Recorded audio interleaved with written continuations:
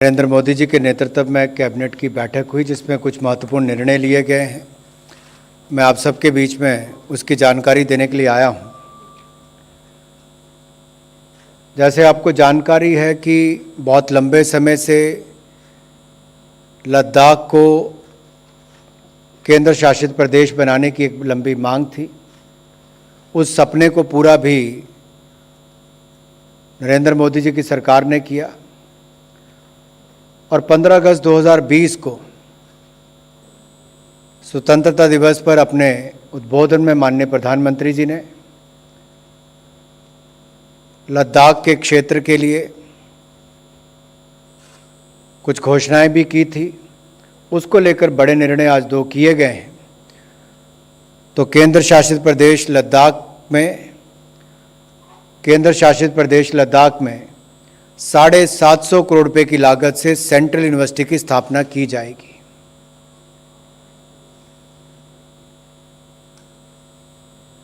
और इसकी स्थापना से जहां एक और उच्च शिक्षा के क्षेत्र में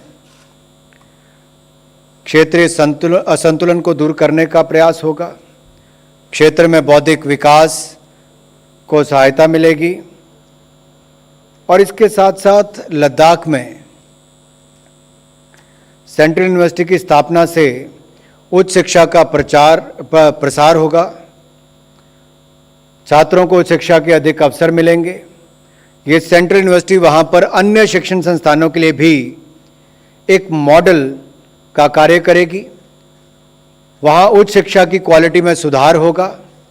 इससे लद्दाख क्षेत्र के सर्वांगीण विकास में भी सहायता मिलेगी। इस यूनिवर्सिटी का ज्यूरिसडिक्शन जो है वो पूरा लद्दाख का क्षेत्र होगा। लेह, कारगिल वगैरह सारे क्षेत्र इसमें आएंगे। और इस बात पर मैं थोड़ा बल इसलिए बैकग्राउंड में जाना चाहता हूं कि जब J&K रीऑर्गेनाइजेशन एक्ट 2019 में तत्कालीन जम्मू कश्मीर के राज्य में लेह और कारगिल को मिलाकर यूनियन टेरिटरी ऑफ लद्दाख को सृजन किया गया था और उस समय तत्कालीन J&K में जम्मू सेंट्रल यूनिवर्सिटी थी, कश्मीर सेंट्रल यूनिवर्सिटी थी। तो ये जो सारा क्षेत्र लेह, कारगिल, लद्दाख का है, ये यूनियन टेरिटरी ऑफ लद्दाख बनने के बाद इसमें उस तरह के शिक्षण संस्थान की एक भारी कमी थी। तो 750 करोड़ की लागत से central university union territory of Ladakh में स्थापित की जाएगी, जिसमें लेह, कारगिल वाले सारा क्षेत्र जितना है वो इसके अंतर्गत आएगा। दूसरा बड़ा निर्णय जो है, पहाड़ी राज्य है। मैं स्वयं पहाड़ी राज्य से आता हूं, लेकिन यहां की परिस्थितियां तो और भी चुनौतीपूर्ण है और उसमें विशिष्ट आवश्यकताओं के अनुरूप विकास कार्यों को गति देने के लिए एक इंटीग्रेटेड मल्टीपर्पस कॉरपोरेशन की स्थापना करने का निर्णय लिया गया है। इंटीग्रेटेड मल्टीपर्पस कॉरपोरेशन की स्थापना करने का निर्णय लिया गया है। ये कॉरपोरेशन लद्दाख में उद्योग, पर्यटन, परिवहन सुविधाओं के विकास और स्थानीय उत्पादों और हस्तशिल्प की मार्केटिंग जैसे महत्वपूर्ण कार्य करेगा। ये कॉरपोरेशन इंफ्रास्ट्रक्चर के निर्माण में भी एक सहायता उपलब्ध करवाएगा और ये कॉरपोरेशन इंफ्रास्ट्रक्चर के निर्माण के लिए लद्दाख की मुख्य कंस्ट्रक्शन एजेंसी के रूप में भी कार्य करेगा। इससे वहां पर विकासात्मक कार्यों को बल मिलेगा, गति मिलेगी। इसका जो गठन होगा, जो स्थापना होगी, इस कॉरपोरेशन को कंपनीज एक्ट के अंतर्गत गठित किया जाएगा। ऑथराइज शेयर कैपिटल इसकी 25 करोड़ होगी और जो सालाना व्यय इसके ऊपर होगा वो लगभग 2 करोड़ 42 लाख रुपया होगा।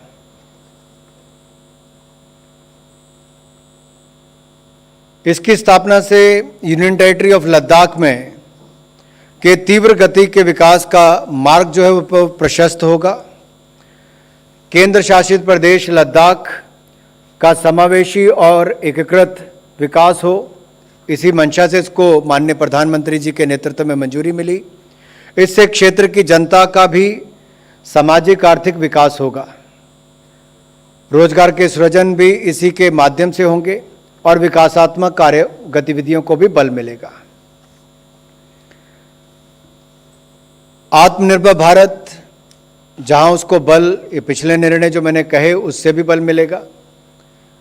स्टील एक ऐसा क्षेत्र है, अब मिनिस्ट्री ऑफ स्टील को लेकर एक और बड़ा निर्णय आज किया गया है, जिससे आत्मनिर्भर भारत को भी बल मिले, मैन्युफैक्चरिंग को बल मिले, मेक इन इंडिया को बल मिले। आप सबको जानकारी ही है कि भारत क्रूड स्टील में दुनिया का दूसरा सबसे बड़ा उत्पादक है, लेकिन जब स्पेशलिटी स्टील की बात आती है तो बहुत सारा स्टील हम दुनिया भर से आयात करते हैं।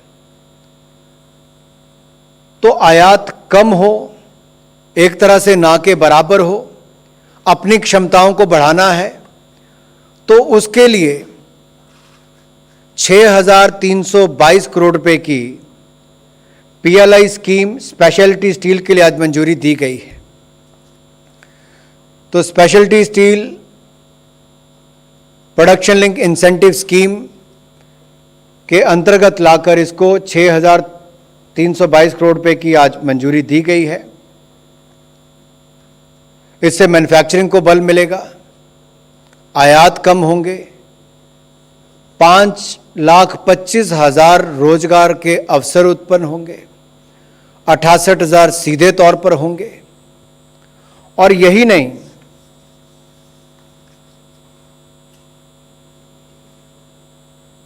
जहां इंपोर्ट कम होने के साथ साथ एंड टू एंड मैन्युफैक्चरिंग को भी इससे बल मिलेगा।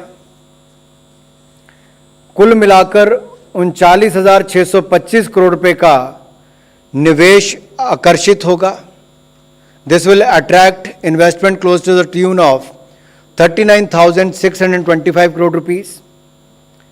It will create jobs, more than 5.25 lakh jobs in this sector. It will cut down the import burden. There is a cap as far as the incentive is concerned. Per group it will be capped at 200 crore rupees. किसी भी एक company समूह के लिए एक वर्ष में 200 करोड़ रुपए से अधिक इंसेंटिव नहीं दिया जाएगा। और कुल मिलाकर देखा जाए तो एक डिमांड ड्रिवन स्कीम है कि जिन जिन क्षेत्रों में इस स्टील की मांग थी उसको ही आधार बनाकर इसको मंजूरी दी गई है। इससे देश की जो आवश्यकता है उसकी पूर्ति होगी। It will fulfil the requirement of the country. और लगभग अगले 5 वर्षों में 2.5 लाख करोड़ से ज्यादा का इसमें उत्पादन हो पाएगा।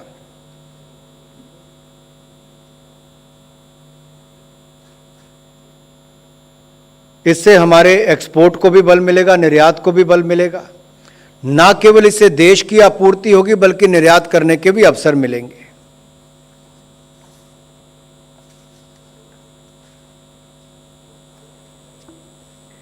इस स्पेशलिटी स्टील की 5 कैटेगरीज जो मैं प्रोडक्ट कैटेगरीज जो आपके सामने कह देता हूं। कोटेड प्लेटेड स्टील प्रोडक्ट्स हैं जिनका प्रयोग AC, fridge, automobile body, solar energy structures में होता है। दूसरा है high strength wear resistant steel जिसका प्रयोग कंस्ट्रक्शन इक्विपमेंट में ऑयल एंड गैस की transportation pipes, boilers, pressure vessels, LPG cylinder, armour bodies में होता है। तीसरा है स्पेशलिटी रेल्स जो हाई स्पीड रेल्स में यूज होती हैं। चौथा है अलॉय स्टील प्रोडक्ट्स और स्टील वायर्स जिनका प्रयोग क्रैंकशाफ्ट, वॉल्स, बॉल बेयरिंग या गाड़ियों के टायर के लिए होता, टायर ट्रेड्स के लिए होता है। पांचवा है इलेक्ट्रिकल स्टील जो कि आपके ट्रांसफार्मर या इलेक्ट्रिक मोटर्स में प्रयोग किया जाता है। ये विभिन्न कैटेगरी के लिए पूंजी निवेश और उत्पादन में वृद्धि के अलग अलग लक्ष्य होंगे और चयनित कंपनियों को विभाग के साथ एक मेमोरेंडम ऑफ अंडरस्टैंडिंग करना होगा और पूंजी निवेश और उत्पादन में बढ़ोतरी और दोनों लक्ष्य को प्राप्त करना होगा। इस योजना से जहां एक और 6,322 करोड़ रुपया स्पेशलिटी स्टील के प्रोडक्शन लिंक इंसेंटिव स्कीम के अंतर्गत दिया जाएगा अगले 5 वर्षों में, वहीं पर जैसा मैंने आपको कहा लगभग 40,000 करोड़ रुपए का इसमें निवेश भी आएगा। 5.25 लाख लोगों को रोजगार के अवसर भी मिलेंगे। धन्यवाद। Thank you, sir. We will now take a few questions related to cabinet decisions. Number 16.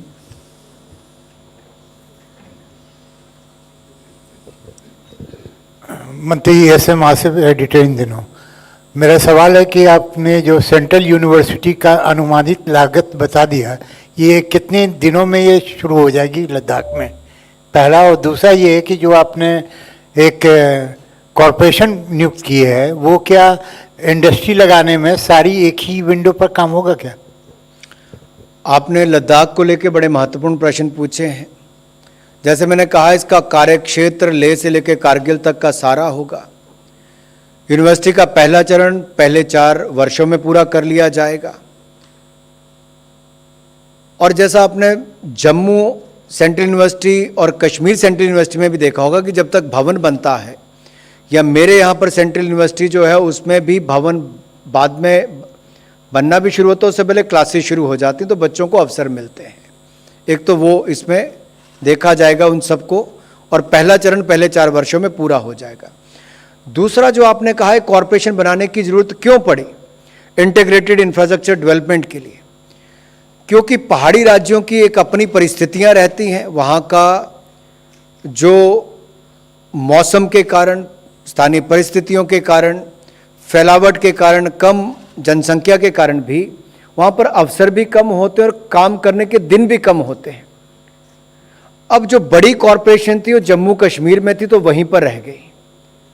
Union territory of Ladakh बनने के बाद इसकी बहुत आवश्यकता थी, ताकि वहाँ में स्वरोजगार के अवसर भी मिल सकें और वहाँ के विकास को गति दी जा सके। तो वहाँ पर विकास को गति देने के लिए इसका गठन किया जा रहा है, इससे उसको बल मिलेगा।